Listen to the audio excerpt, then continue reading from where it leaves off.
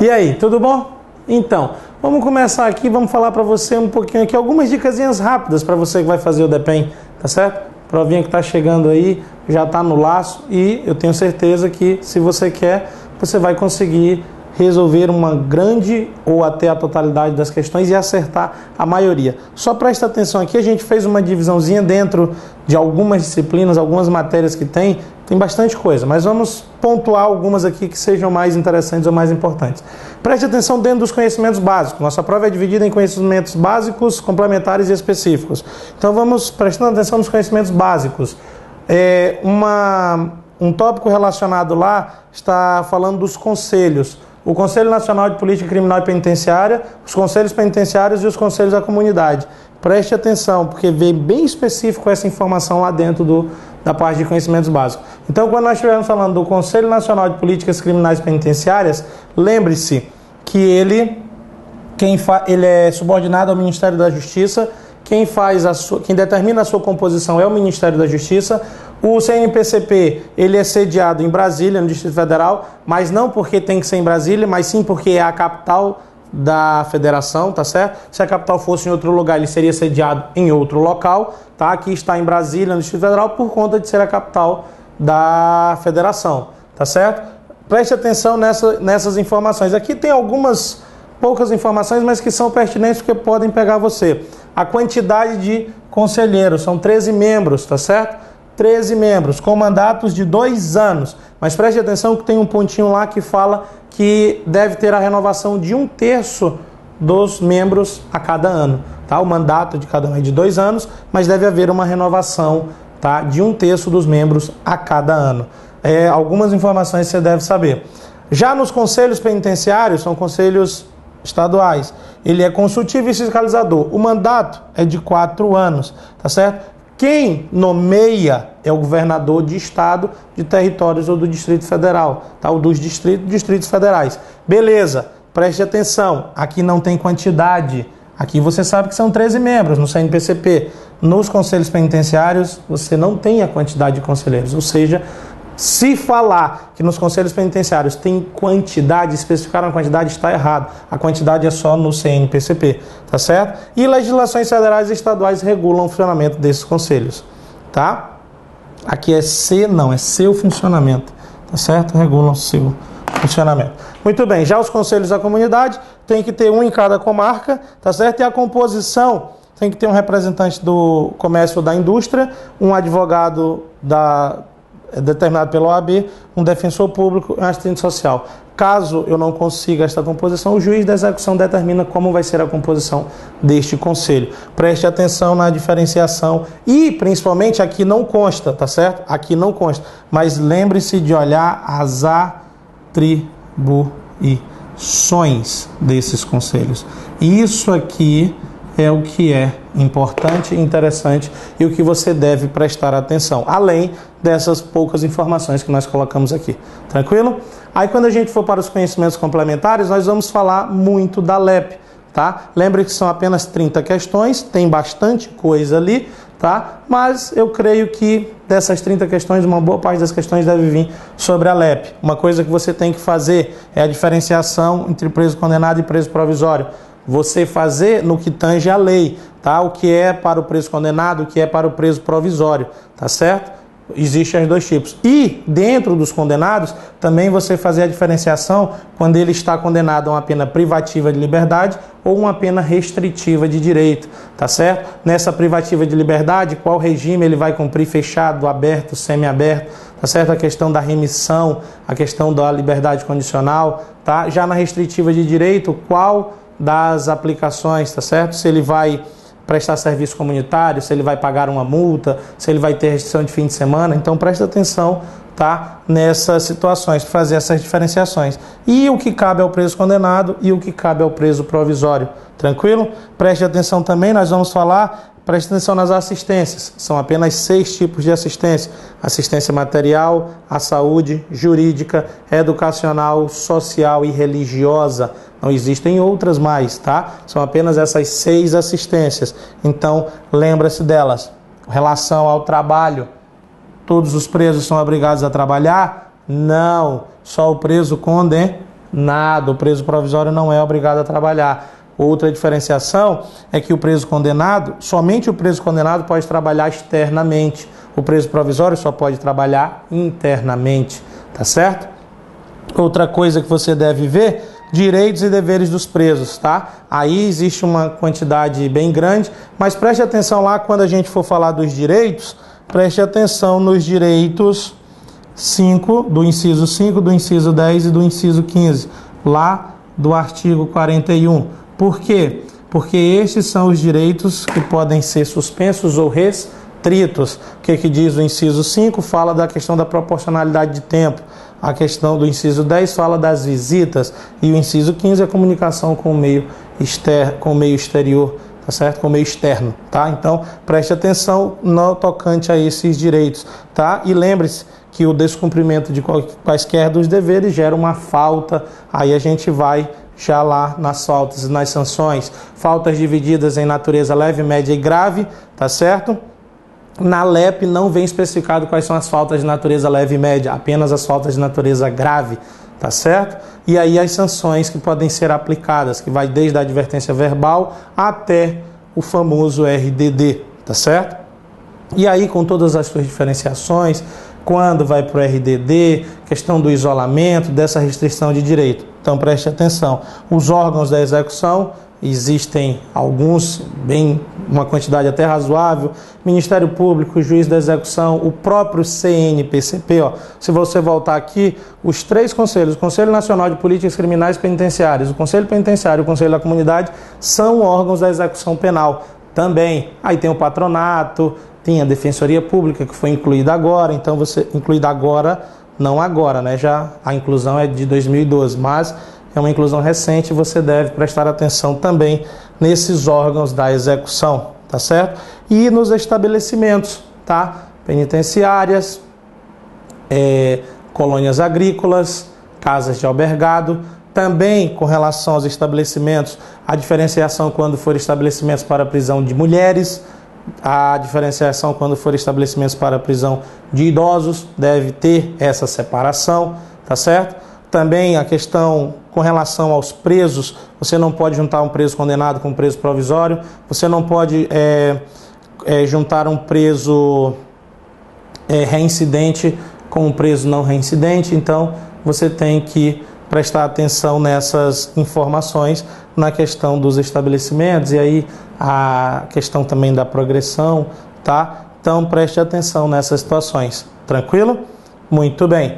Depois, ainda dentro dos conhecimentos complementares, vamos falar um pouco do Sistema Penitenciário Federal, tá certo? A Lei 11.671 de 2008 e o Decreto 6877 de 2009. O que trata essa lei? O que trata esse decreto? A lei e o decreto tratam da inclusão e da transferência de presos para os presídios federais, tá? Preste atenção nas características dos presos. Quais presos podem fazer jus a ir a um presídio federal? Existem lá algumas qualificações, né? Isso, algumas características que o preso deve ter. Então preste atenção, fazer parte de facção criminosa, ser líder, exercer comando, causar desordem, problemas de segurança, tudo isso. Então, algumas das condições, outros presos que já estão em RDD, fazem jus aí aos presídios federais. Lembrando que o presídio federal não é um presídio para RDD, tá? Não é um presídio de RDD, ele é um presídio que abriga os presos federais e também os que tiverem a interesse da segurança ou do próprio preso, tá certo? Mas com algumas características próprias. Aí vem a questão de quem admite o preso e quem pede para o preso ir para o presídio federal. Quem admite o preso é o juiz federal, obviamente, é o juiz federal, tá?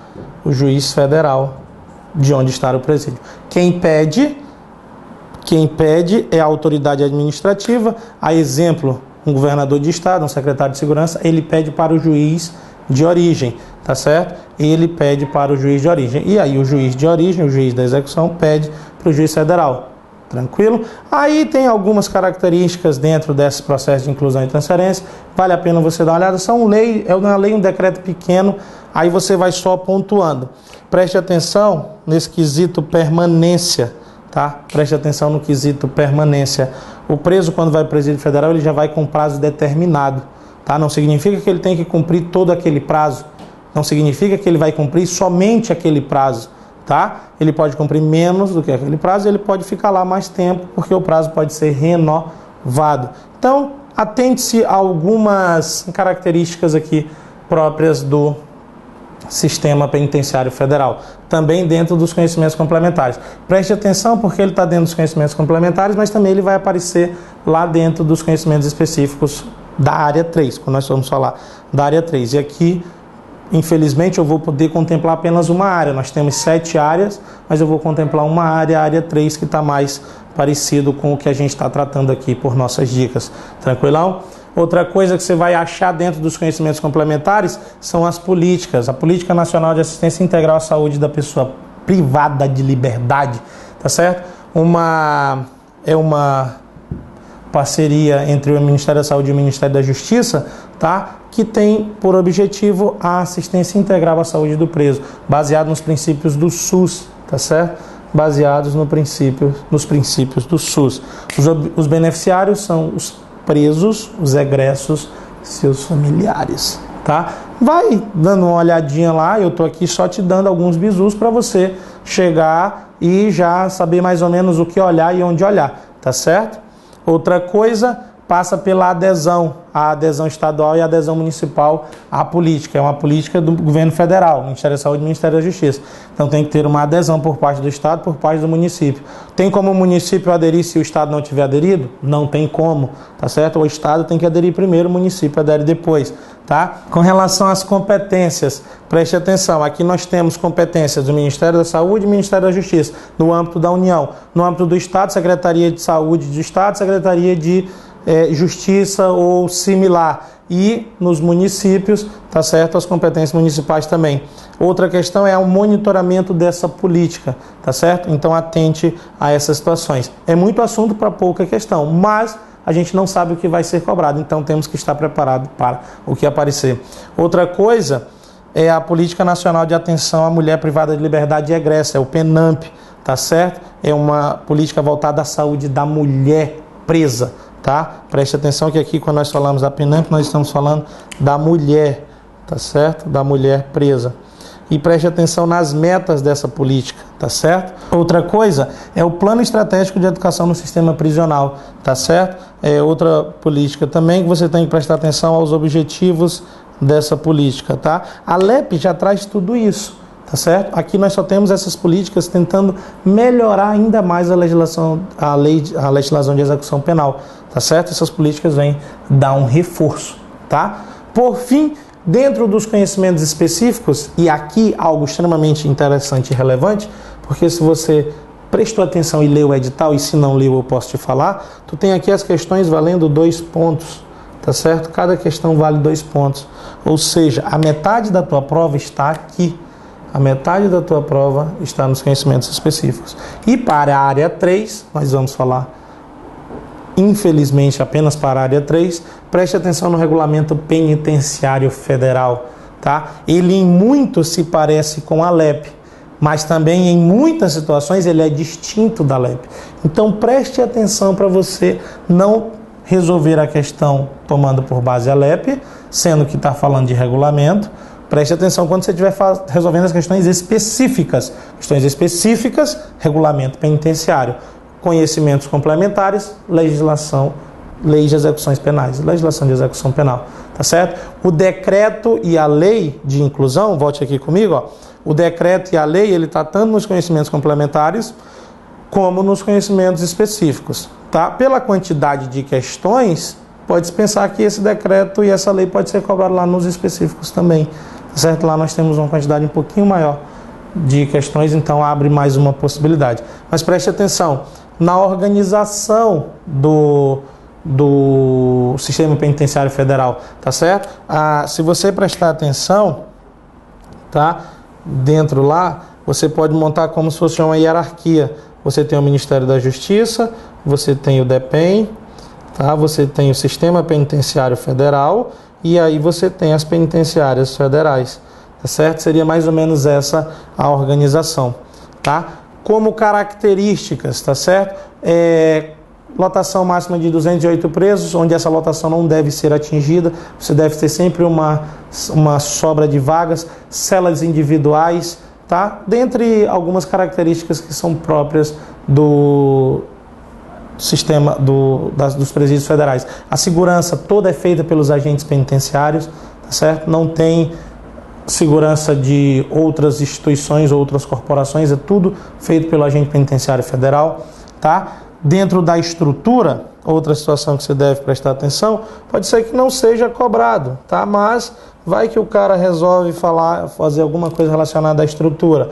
Você tem o diretor e abaixo do diretor você tem os serviços e divisões. Aí você tem a divisão de segurança, você tem a divisão de reabilitação, você tem o serviço de saúde e você tem o serviço administrativo. Não são essas siglas, eu estou apenas citando para você como está essa estrutura, tá certo? Com relação aos agentes penitenciários federais, preste atenção na lei que cria o cargo, que é uma lei de 2003, 10.693 de 2003, e na lei que reestrutura financeiramente o cargo e cria o cargo dos especialistas e técnicos, que já estão lá garantidos pela LEP e apenas vêm compor, tá, a Lei 11.907 de 2009. Então preste atenção. Dentro do regime disciplinar ordinário, preste atenção, também vai entrar aqui os direitos, os deveres e as recompensas, tá certo? Os presos têm recompensas garantidas na legislação, na Lei de Execuções Penais também. Só preste atenção nas recompensas no que tange aos elogios e às regalias, porque lá na LEP fala que as regalias são determinadas por regulamentos internos, como é o caso. A LEP não diz quais são as regalias, na LEP fala apenas do elogio, tá? Então preste atenção, direitos e deveres iguais à LEP, não tem muita diferença. Outra coisa que você tem que prestar atenção, as faltas e as sanções, tá? Na LEP, como eu falei para você, não diz quais são as faltas leves e médias. São os regulamentos internos que determinam essas faltas leves e médias. Lá vem dizendo quais são as faltas leves e médias dentro do regulamento penitenciário. E assim como as sanções. Se você prestar atenção, lá na LEP, quando fala das faltas graves, o diretor do estabelecimento, a autoridade administrativa, o diretor do estabelecimento, ele pode aplicar os incisos de 1 a 4 dentro das sanções para as faltas graves. E o juiz apenas o inciso 5, que é o RDD. Já aqui no regulamento é diferente. O diretor do Presídio Federal aplica apenas as sanções para as faltas médias e leves, tá certo? E as faltas graves, a sanção é atribuída sempre pelo juiz da execução, ou seja, pelo juiz federal. Preste atenção nessa distinção do que é LEP e do que é regulamento, porque senão você erra, tá? Então faça essa distinção e preste atenção em que parte da prova você está, para você não vir a ter problema, beleza? Outra coisa é a conduta do preso. Vale a pena você olhar, o preso pode ter conduta ótima, boa, regular e má. Preste atenção nisso e preste atenção nos tempos de reabilitação para ele restabelecer essas condutas. Aí você deve perguntar assim, professor, e para que serve? Tá certo? A conduta serve para a progressão de regime, faz parte da avaliação do exame criminológico, para a avaliação da CTC, para a questão da individualização da pena.